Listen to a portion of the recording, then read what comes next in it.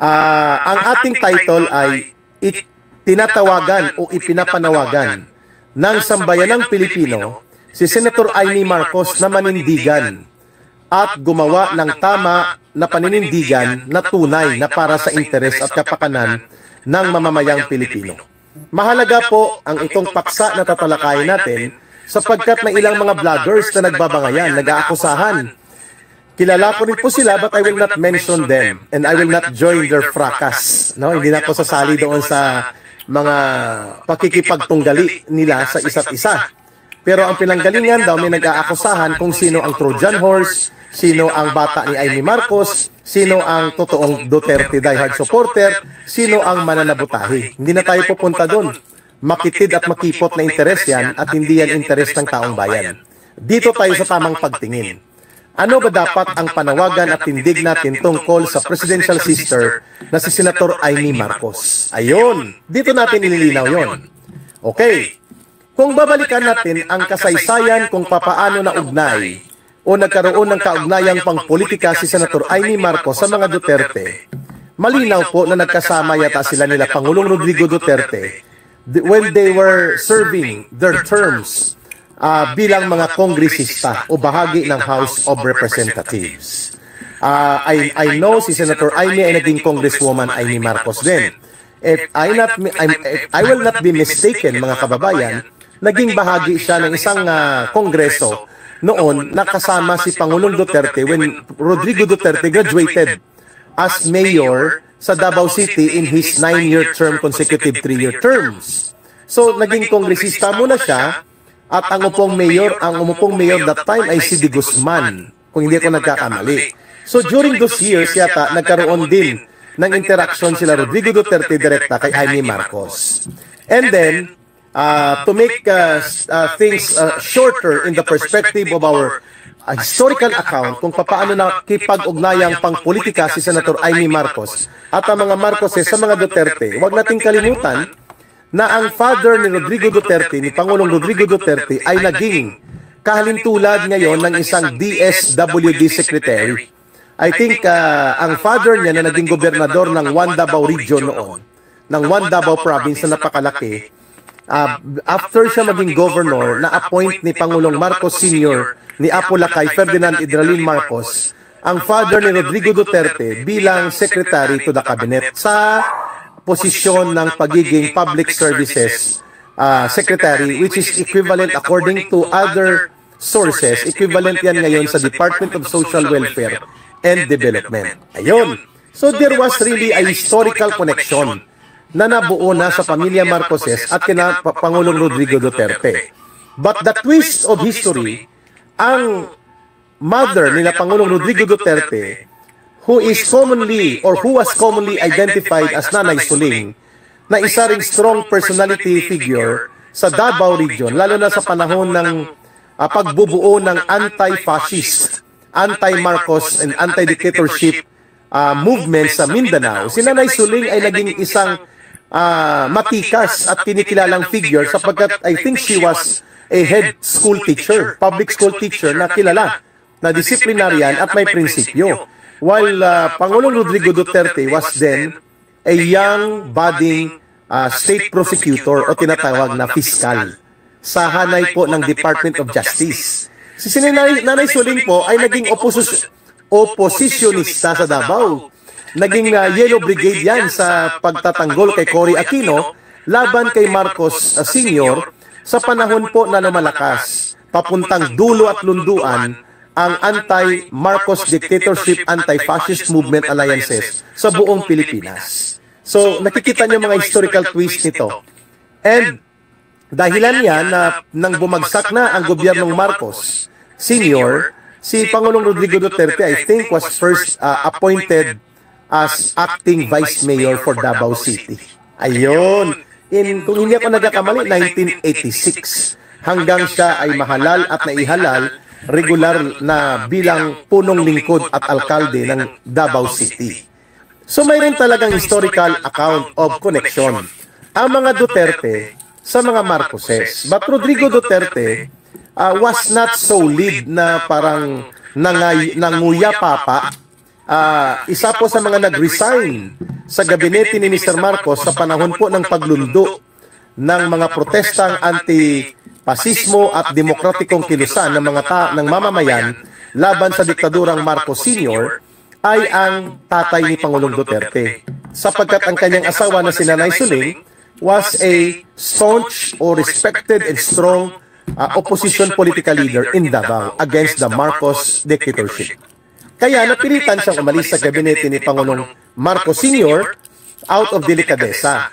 And then, yun, tuloy-tuloy na ang history na ito.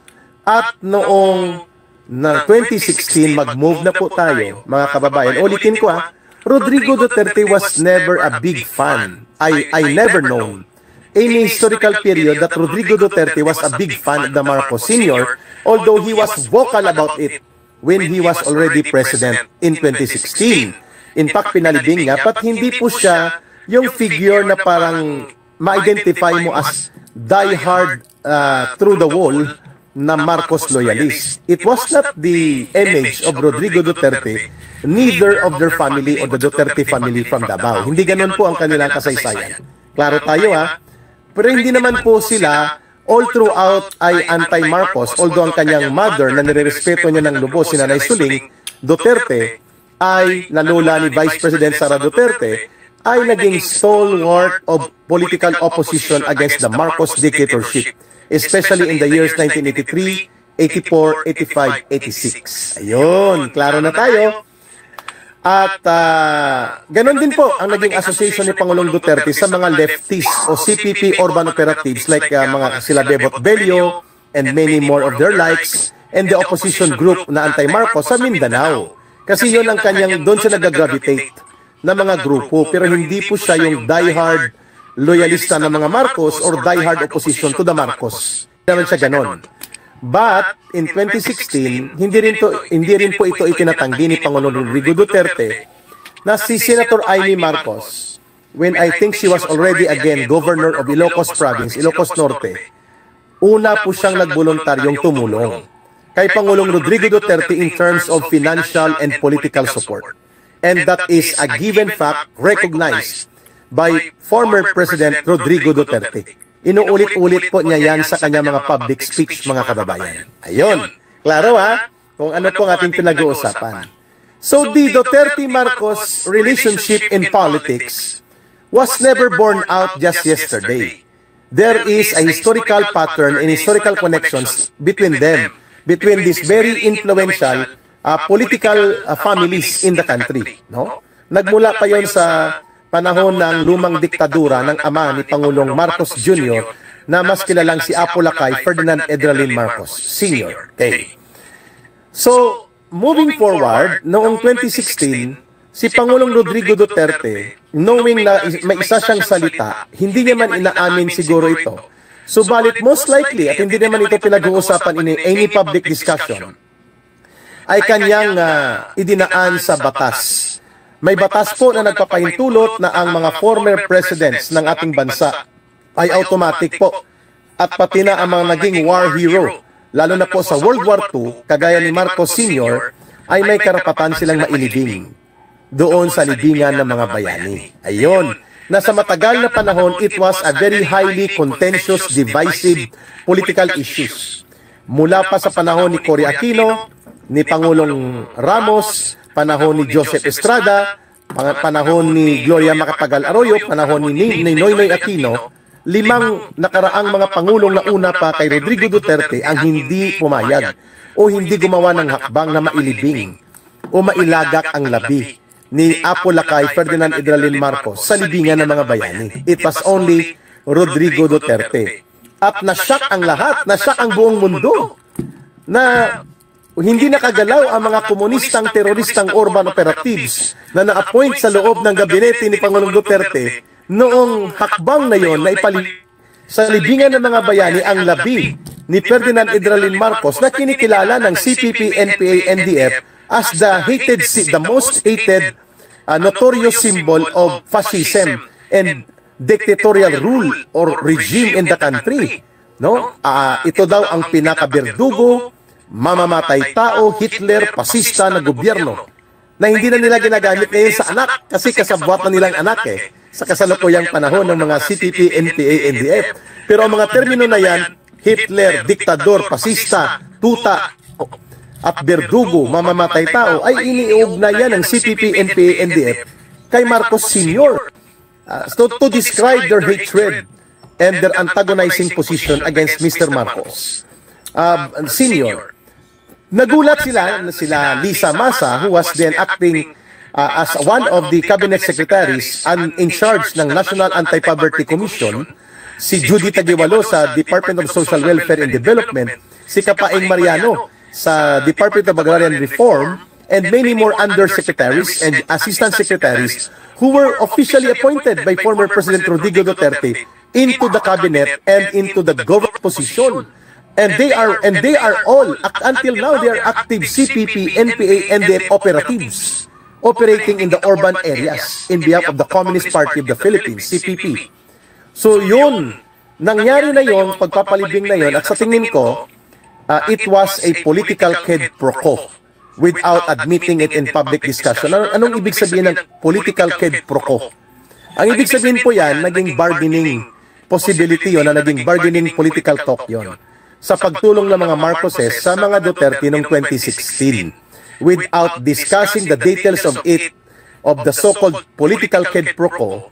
Pinanindigan ni Pangulong Duterte sa man of his word na may karapatan na mailibing sa libingan ng mga bayani si Marcos Sr. because naging Pangulo siya ng bansa at naging war hero, war veteran siya in World War II. Regardless kung pinagdudahan ang mga medalya at ranggo na naabot niya, but it is undeniable that he was respected also and recognized by those who joined to fight the Philippine for the Philippine liberation against Japanese invasion. At kinikilala yan ng Estados Unidos. Klaro tayo dyan, walang debate yan. So under the law, tama ang ginawa ni Rodrigo Duterte.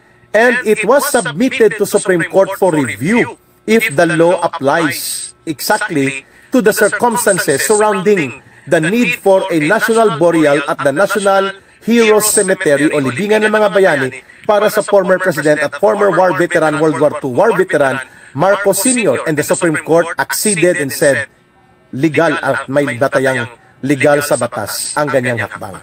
And so, nangyari po yan, ang hindi nagawa ng 5 nakaraang mga pangulo ng bansa sapagkat it was a very politically explosive, volatile, and divisive issue na kayang i-navigate at kayang panghawakan at i-control ni Rodrigo Duterte when he was president.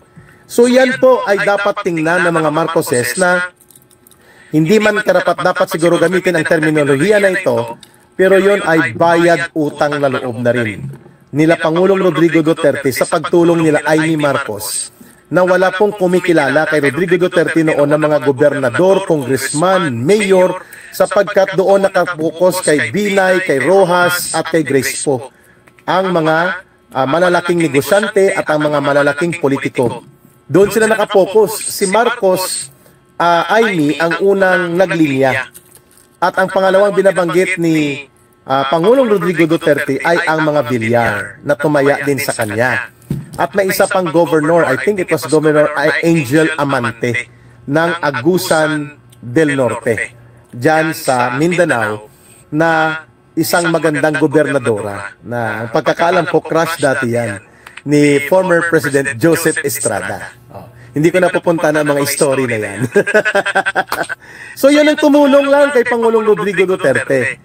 So out of the political quid pro quo or political bargaining, out of respect for his word of political honor, na ipalibing po at tinupad ni Pangulong Rodrigo Duterte ang pagpapalibing sa libingan ng mga bayani sa loob po ng halos 40 taon hindi mangyari-yari at hindi maganap-ganap ang pagpapalibing sa libingan ng mga bayani. Klaro tayo dyan. So may rason din si Vice President Sara Duterte na yan ay ipamukha kay Ferdinand Marcos Jr., kay Bongbong Marcos Jr., at ipapamukha pati kay Amy Marcos.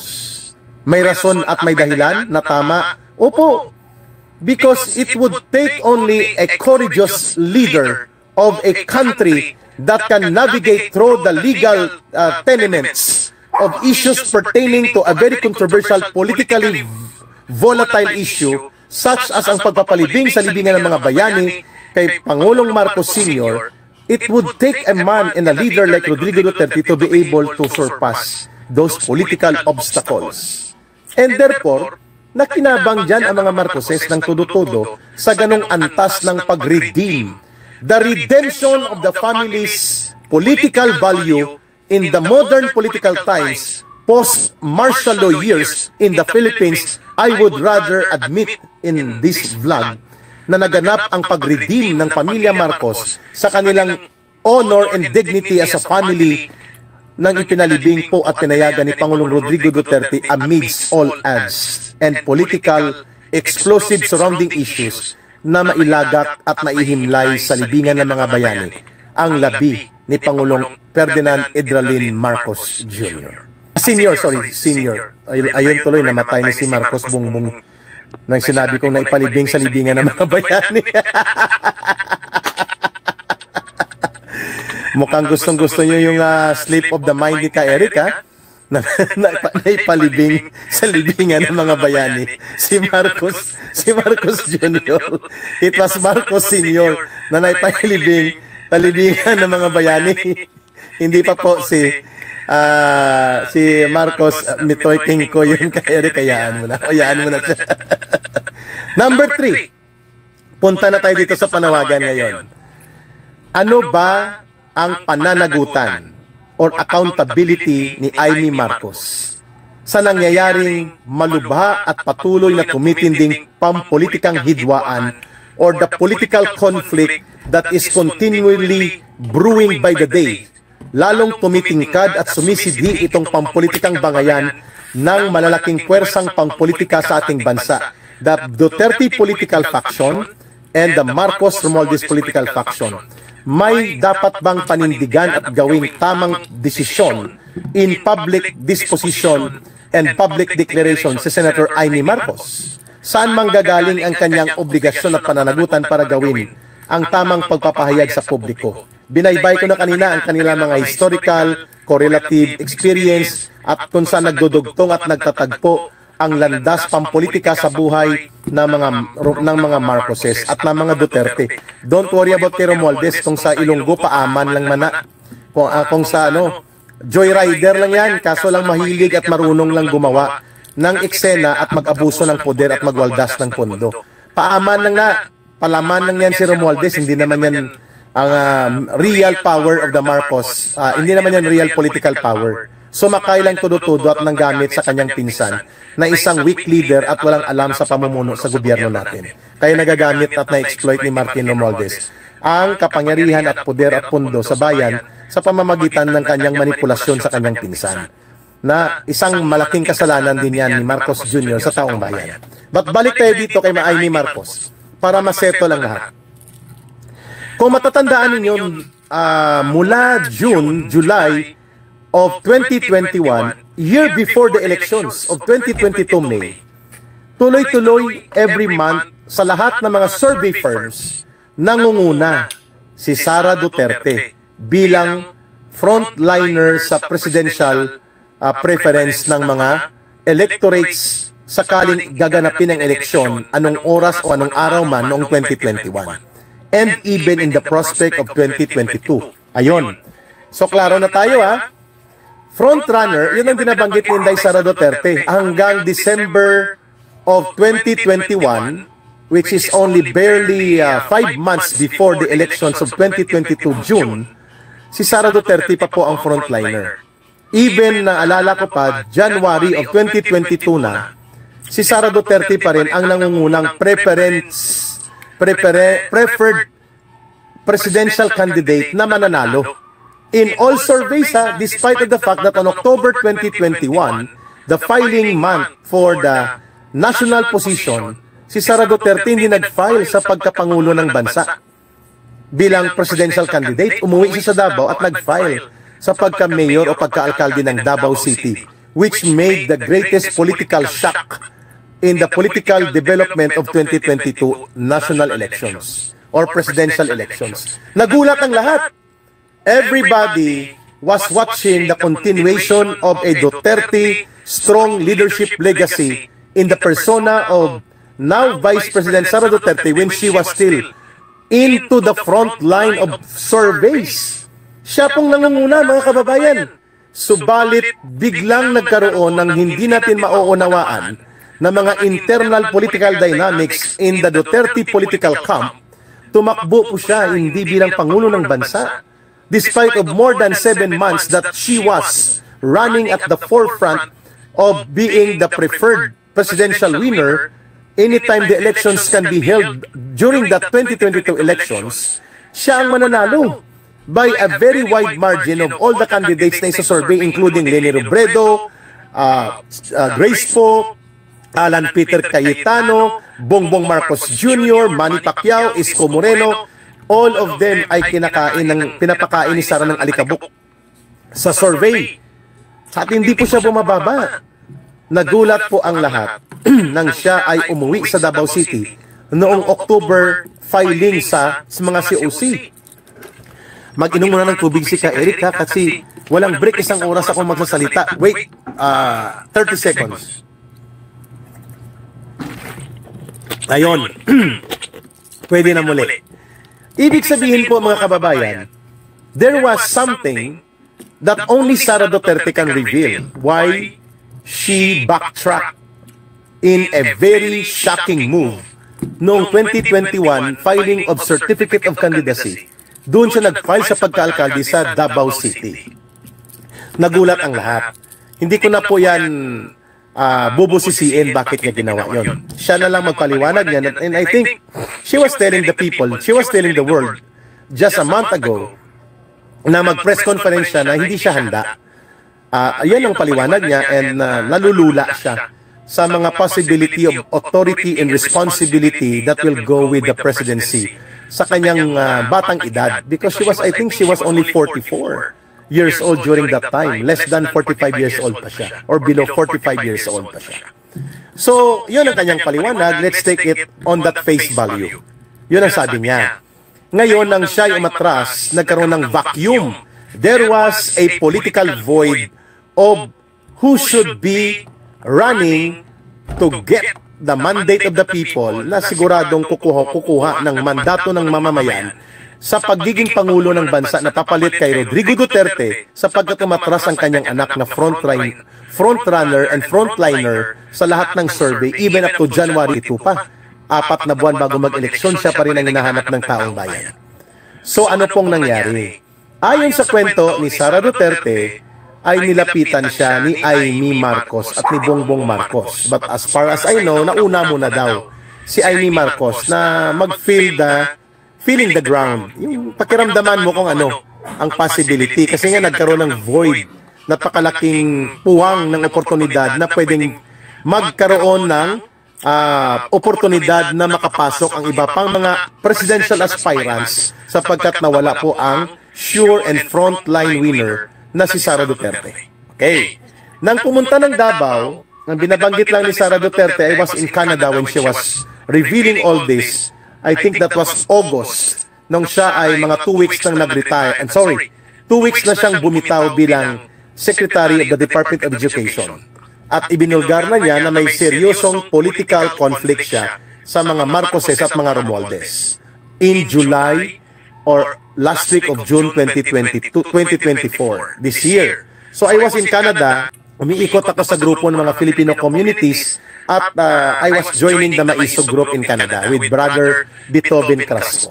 So pagdating po doon, nakita ko sa isang press conference niya or press briefing, she was telling the people na hindi po ako bumalik sa national political position para tumakbo bilang vice presidente kung hindi po ako pinuntahan ng magkapatid na Marcos. So yun, doon ang naabutan ko. So mean to say, prior to that, posibleng may mga preliminary talks na hindi na niya binanggit at pinasimple na niya. Because lumalabas din po ang pangalan ni former President Gloria Macapagal Arroyo na siya isa sa mga kumumbinsi o tumulong na kumbinsihin si Sara Duterte na muling bumalik at tumakbo sa political national position as Vice President to Bongbong Marcos Jr. That hindi yan ini-emphasize ni Sara Duterte, but it is also a public knowledge. Okay? Kasi may magandang ugnayan at respetuhan si former President Gloria Macapagal Arroyo at ang mga Duterte, including na parang nanay-nanayan din sa politika ni Sara Duterte si Gloria Macapagal Arroyo. Prior to this political bickerings, okay, ini-emphasize ko.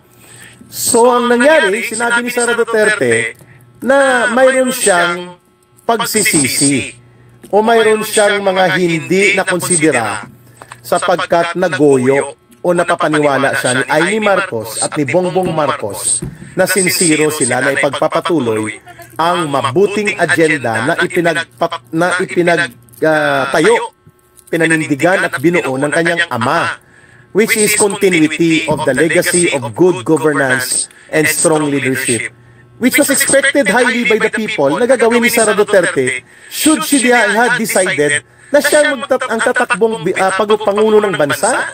So dahil hindi siya tumakbo at nililigawan na pala siya ni Marcos Jr. at ni Amy Marcos sa Davao na tumakbo bilang vice presidente sa kanyang kapatid. Si Bongbong Marcos na kapatid niya, at sinabi pa ni Amy, hindi ko makakalimutan ito sa isang restaurant na maliit na kasama ko mga taga Kingdom of Jesus Christ at mga taga SMNI Canada, sinabi ni Sara Duterte doon sa kanyang briefing na malinaw ang pagkakasabi ni Amy Marcos na hindi sila mananalo, lalo na sa Mindanao kung wala ang mga Duterte, na napakalaki ng botong maidideliver ng mga Duterte, lalo na si Sara Duterte, who was going to be the primary partner to give political prime support para ma-boost up si Marcos Jr., lalo na sa mga Visayas and Mindanao voters na napakalaki ng mga botanting ito. I think in Mindanao alone, there are more than 35 or 40 million voters. At ganun din po sa Visayas. So napakalaki po na mga botong makukuha sa lugar na ito. That it is undeniable na kapag nandyan si Sara Duterte, even without Rodrigo Duterte openly endorsing and publicly supporting Marcos Jr., the fact that the Vice President right now, who was then the partner for Vice Presidential candidate ni Marcos Jr., was more than enough to propel para po mapihit ang swing votes ng mga Duterte solid supporters na hindi bababa yan sa mga 15 to 18 million voters during that time. Napakalaki po yan. Ibig sabihin, kung wala talaga ang Duterte vote factors na pumayag si Sara Duterte doon sa panliligaw nila Amy Marcos at Bongbong Marcos, ay pwede pong nagkaroon ng close fight between Bongbong Marcos Jr. and Leni Robredo at pwedeng maulit ang nangyari noong 2016 elections na matatalo si Marcos Jr. And that was clearly seen by an astute politician, presidential sister now, Amy Marcos. Nakikita po yan ni Amy Marcos, ang ganyan kalagayan.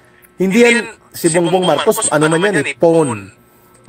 He is simply a wallpaper president.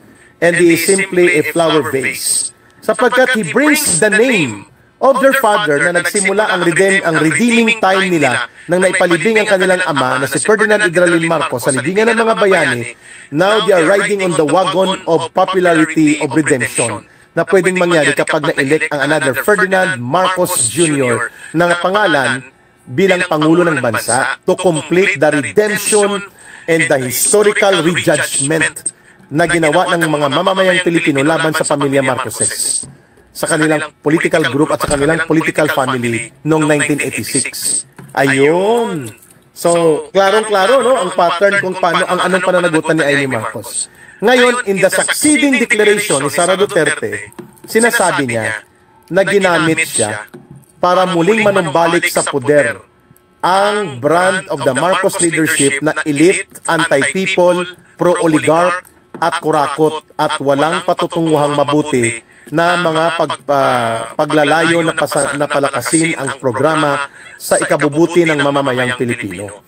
At dito niya sinasabi na Amy Marcos is also as guilty as her brother, Bongbong Marcos Jr. Yan po ang frame of declaration na sinasabi ni Sara Duterte. Bakit? Sapagkat sinasabi po ng mga nakakaalam nito that Amy Marcos lured, ginoyo, tinrap niya she made a trap for Sara Duterte and the Duterte supporters and political influence groups and other political supporters and political base of the Duterte to swing vote the 15 million or 16 million votes mahigit nila papunta sa mga Marcoses. Klarong-klaro po yan, mga kababayan. Napakalaki yun. At Marcos Jr., ganun po ang kanya naging abanse kay Leni Robredo. Ang mga boto ng mga almost 16 to 18 million votes ay nanggaling yan minimum sa mga Duterte political forces and political base. Na yan din po ang naging abansing tambak niya kay Leni Robredo. So klaro po na mayroong pananagutan si Amy Marcos for bringing into the fruition, naging mabunga at matagumpay ang kampanya ng kanyang kapatid at ng kanilang pamilya na muling mailuklok ang isang Ferdinand Marcos na pangalan bilang presidente sa Pilipinas. Ang akala ng taong bayan, unity team ang nagpapanalo sa kanya. No!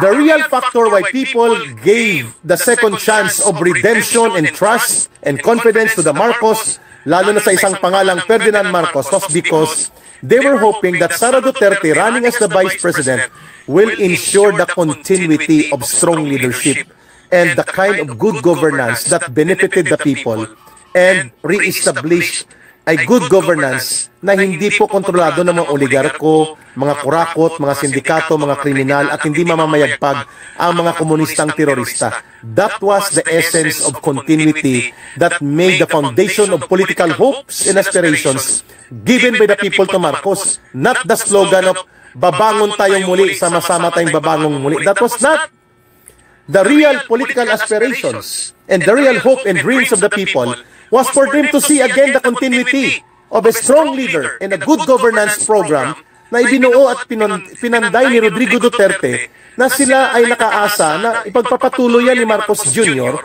kahit na siya isang Marcos sapagkat nandyan ang kanyang vice presidente na naging sandigan at haligi niya sa pangangampanya upang mapasiguro na magkakaroon ng continuity of programs and continuity of political leadership and policies.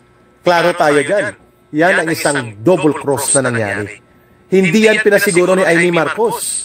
Hindi niya sinabi na ang kanyang kapatid pala ay utusan ni Martin Romualdez at ni Lisa Marcos. She did not reveal all these factors that her brother might be truly involved in the abuse of illegal drugs mula nang siya'y teenager at hanggang siya'y tumatakbo sa iba't ibang posisyon at hanggang siya'y tumakbo bilang Pangulo ng Bansa. These figures of reality were denied by Amy Marcos to Sara Duterte at the least. Hindi niya sinabi ito na may posibilidad na lulong ang kanyang kapatid sa droga at manganganib ang ating bansa at magkakaroon tayo ng isang presidente na unstable, incompetent, weak, and dangerously morally bankrupt that can be abused by interest groups such as Martin Romualdez and Lisa Marcos at the behest of presidential authority and presidential power. Iyan ang kasalanan ni Amy Marcos na dapat niyang panagutan sapagkat siya ang naging broker. Siya po ang naging facilitator nitong panunumbalik ni Sara Duterte upang maibangon muli at makontrol ang kapangyarihan ng kanyang kapatid. At kita niyo naman sa loob ng 2 taon pa lang, o kulang-kulang 2 taon, nanumbalik ang monumental corruption, nanumbalik ang systemic na pandarambong, malawakan at sistematikong pandarambong sa kaban ng bayan na hindi pa natin nakikita since pinalayas natin ang gobyerno ni Marcos Sr. At ngayon ay nanunumbalik. Waldas dito, kaltas doon, benta ng mga gold reserve, sakmalin ang mga pondo sa PhilHealth at mga pati na Philippine Deposit Insurance at ibebenta ang mga gold reserve na walang transparency, walang accountability, and walang public transparent report kung paano ginagastos at binawaldas ang mga pondong ito. Ang tinatawag nating monumental corruption, never been imagined na gagawin yan ni Bongbong Marcos Jr. sapagkat nandun si Sara Duterte. All along, hindi sinabi ni Amy Marcos na ang kanyang kapatid ay tuta pala at tau-tauhan lamang ng kanyang asawa at ni Martin Romualdez. Because the power and sovereign mandate and authority vested to Mr. Marcos should only be exclusive to him.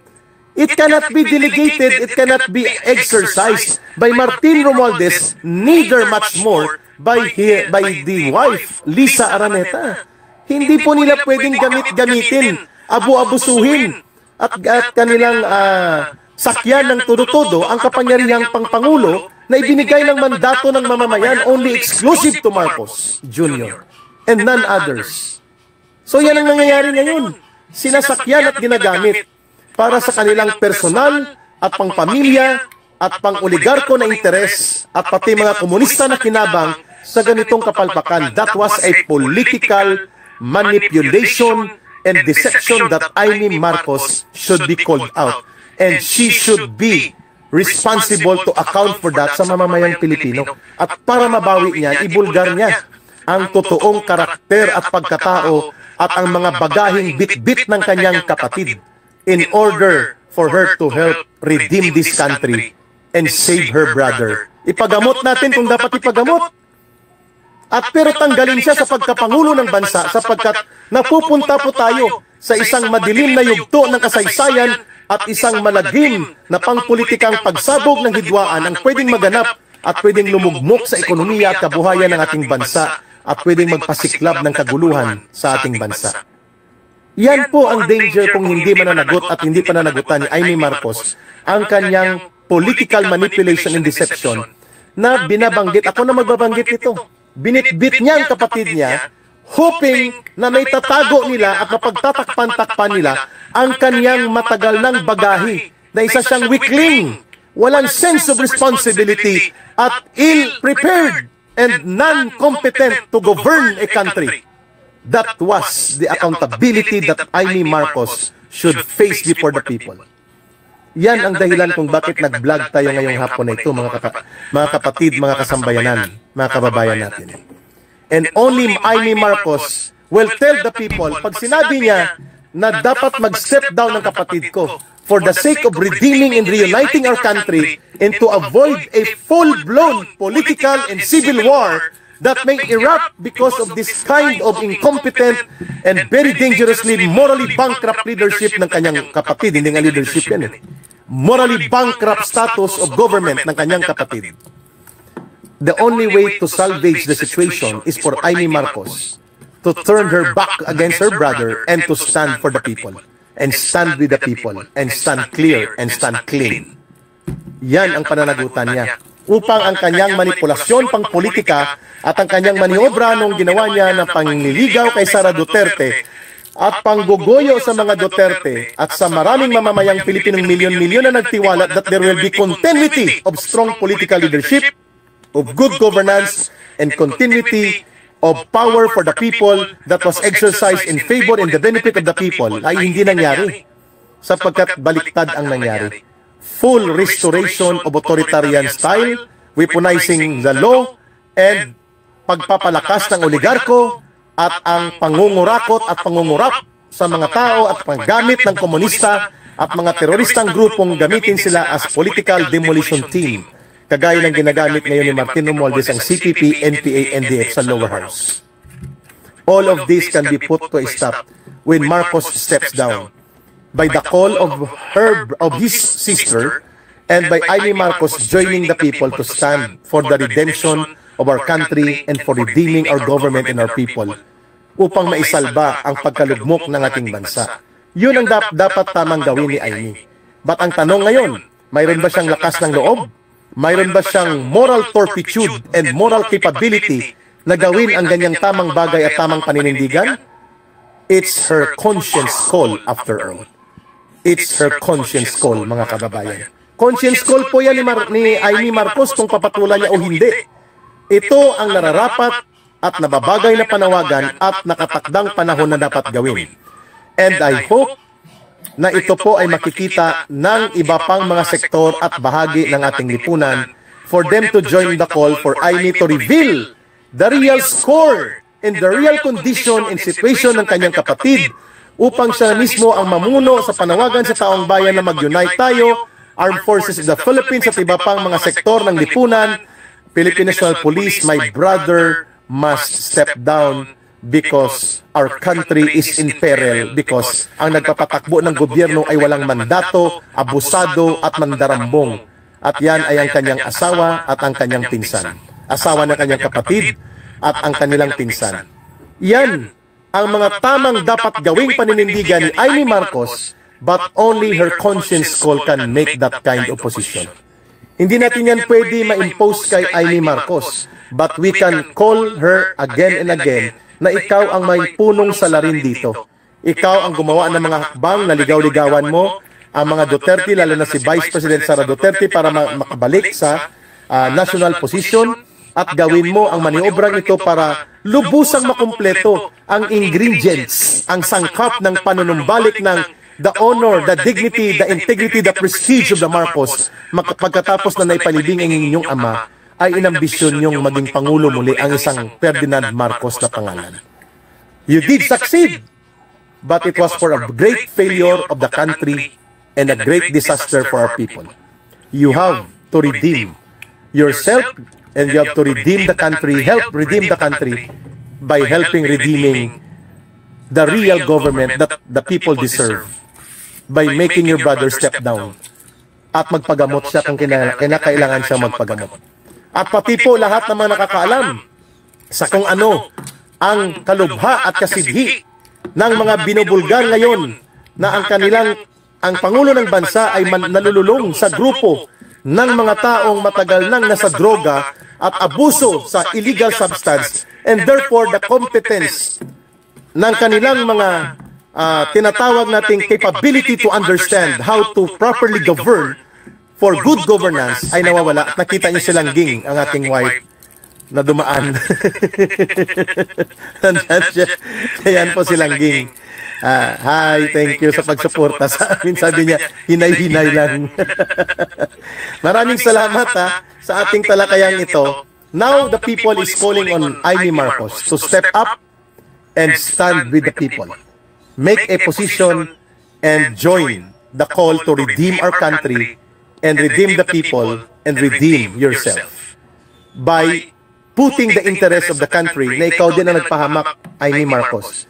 Sapagkat ikaw ang isa sa mga astute, pag sinabing astute, magulang na nagmaniobra ng ganitong political scheme that you were able to bring back Sara Duterte and bring the Duterte political base to become a strong support for the election of your brother Marcos Jr. to redeem again the name of Marcoses to become another president by the name of Ferdinand Marcos. Klaro? So, yan ang panawagan ng taong bayan. At mamayang gabi, uulitin natin ang portion na ito para ma-recall ninyo itong talakayang ito. Ito po ay hindi personal sa kay Amy Marcos. Kaya huwag kayong pumatol doon sa mga makikitid na makikipot na mga debate ng vloggers. Dito tayo sa tamang pagtingin.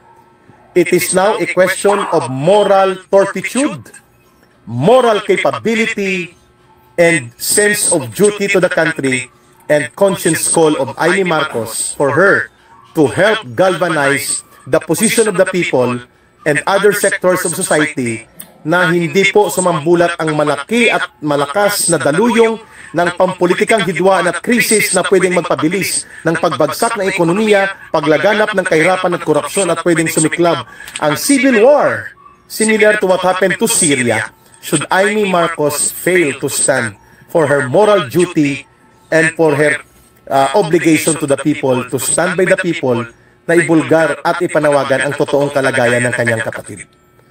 Yan, mga kasama, mamaya abangan nyo po itong paulit-ulit na sinasabi nilang moral victory ni Atom Araulio at ng mga Communist Party operatives and enablers. Uulitin natin ang pangalawang pag-analyze niyan mamaya po mga 9:45 pagbalik ni Ka Eric sa Iloilo City.